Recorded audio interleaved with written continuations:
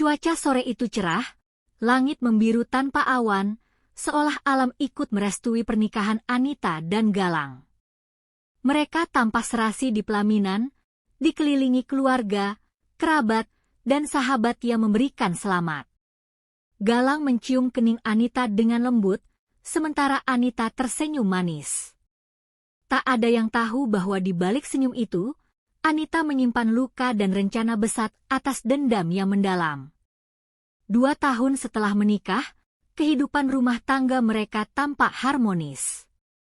Galang bekerja sebagai arsitek di sebuah firma ternama, sementara Anita bekerja sebagai staf administrasi di kantor pemerintah. Mereka menabung bersama, bercita-cita membeli rumah sendiri. Orang-orang mengagumi mereka sebagai pasangan muda penuh cinta dan harapan. Namun, semua berubah saat Galang dipromosikan menjadi manajer proyek besar. Ia mulai sering lembur, dinas luar kota, dan pulang larut malam. Awalnya Anita percaya, mengira suaminya hanya sedang mengejar karir. Tapi gelagat Galang mulai berubah. Ia sering menyembunyikan ponselnya, dan saat ditanya, ia hanya menjawab singkat. Kecurigaan Anita makin besar saat teman kantornya yang juga mengenal Galang mengabari bahwa Galang sering terlihat bersama seorang wanita muda. Wanita itu adalah Citra, rekan kerja Galang yang ternyata juga mantan kekasihnya saat kuliah. Anita mulai merasakan firasat yang buruk. Ia memutuskan untuk menyelidiki diam-diam. Alih-alih menyewa detektif, Anita memilih menyelidiki sendiri, dibantu sahabat lamanya, Lila, yang bekerja di bidang IT. Lila membantu menyadap ponsel Galang secara diam-diam dan mengakses lokasi dari aplikasi di ponsel Galang. Dalam waktu 2 minggu, mereka berhasil mengumpulkan bukti mengejutkan, foto-foto Galang dan Citra berduaan di luar kota, makan malam romantis, dan bahkan masuk hotel yang sama. Anita tidak menangis sama sekali, inilah yang ia tunggu. Ia justru tersenyum dingin, mulai bertekad menjalankan rencananya. Baginya, ini adalah awal dari babak baru yang sudah ia rencanakan sejak lama. Ia menghubungi event organizer dan mulai merancang pesta ulang tahun Galang yang ke-30. Pesta besar, banyak tamu, dan layar proyektor, pintanya pada pembuat acara. Beberapa hari sebelum pesta, Galang sempat mencium pipi Anita sambil berkata, "Kamu istri terbaik, sayang." Anita hanya tersenyum tipis. Dalam hatinya ia berkata, "Kau akan tahu siapa aku sebenarnya." Ia menyiapkan semua bukti, foto, video, dan rekaman percakapan antara Galang dan Citra. Tibalah malam pesta. Aula hotel disulap menjadi ruangan mewah penuh cahaya. Musik mengalun lembut. Galang tampil gagah dengan jas hitam, berdiri di tengah tamu-tamu yang mengucapkan selamat. Anita tampil anggun dengan gaun merah marun. Ia tampak tenang, terlalu tenang untuk seorang istri yang sedang dikhianati. Acara berjalan normal, penuh canda dan tawa. Sampai akhirnya Anita naik ke panggung kecil dan berkata, "Aku ingin mempersembahkan video kenangan untuk suamiku tercinta, Galang." Semua tamu bersorak dan menunggu dengan antusias. Lampu diredupkan. Layar proyektor menyala.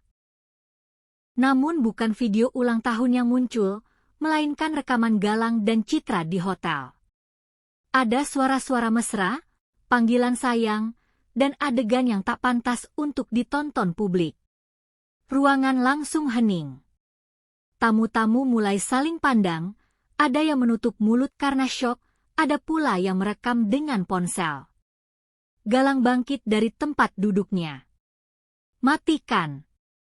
Ini semua nggak benar!" teriaknya. Tapi Anita sudah berdiri tegak, mikrofon di tangan. "Itu benar adanya, Galang. Aku punya semua buktinya. Dan malam ini, Semua orang akan tahu siapa kamu dan wanita ular itu yang sebenarnya. Citra yang juga hadir di pesta itu tampak pucat. Ia mencoba kabur, tapi sudah terlambat. Kamera para tamu menangkap semuanya. Dalam hitungan menit, video itu sudah tersebar di media sosial. Tagar ulang tahun dan pengkhianatan langsung trending. Galang mencoba mendekati Anita. "Sayang, aku bisa jelaskan," katanya. Tapi Anita mundur. "Kamu pikir aku nggak tahu siapa Citra? Kamu pikir aku menikah denganmu karena cinta?" Wajah Galang membeku. Tamu-tamu mendekat, mencoba menyimak lebih dalam. Anita menatap Citra tajam. "Kamu ingat kakakku? Rina? Yang dulu kamu bully di kampus? Yang kamu fitnah hamil dengan dosen, lalu bunuh diri karena nggak kuat menanggung malu? Semua kamu lakukan untuk memisahkan Galang dan kakakku." Semua mata tertuju pada Citra. Wanita itu gemetar, tak bisa bicara.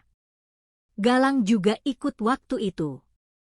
"Dia yang menghamili kakakku, tapi tidak mau bertanggung jawab. Dan lari seperti bajingan. Mereka berdua menghancurkan hidup kakakku. Dan aku merencanakan semuanya.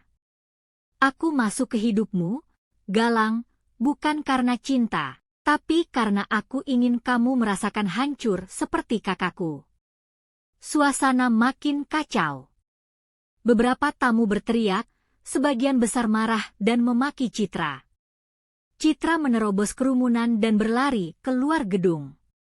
Hari itu jadi akhir dari pernikahan mereka. Anita langsung mengajukan gugatan cerai. Galang kehilangan reputasinya. Firma tempatnya bekerja memecatnya karena skandal tersebut. Citra tak bisa keluar rumah selama berminggu-minggu. Ia diusir dari komunitasnya, dicerca netizen, dan akhirnya memilih pindah kota. Tapi dimanapun ia berada, jejak digital skandal itu tetap membayanginya. Galang hidup dalam bayang-bayang rasa bersalah dan malu. Ia mencoba menghubungi Anita, mengirim surat, email, bahkan datang ke kantor Anita. Tapi semua ditolak. Anita sudah tidak peduli dan tak mau menoleh lagi. Anita kemudian pindah ke kota baru, bekerja di yayasan sosial milik temannya. Hidup Anita berubah. Ia tidak lagi dikuasai oleh dendam, tapi ia tahu apa yang ia lakukan malam itu bukan hanya untuk kakaknya, tapi juga untuk semua wanita yang pernah dihancurkan oleh cinta palsu.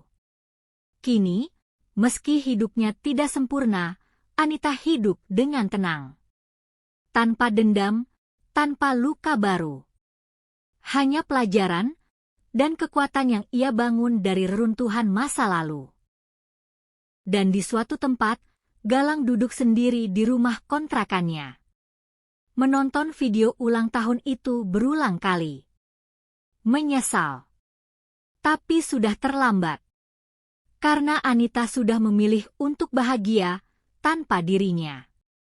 Ia juga sudah tidak bersama Citra lagi, mereka memutuskan hubungan setelah kejadian ulang tahun itu.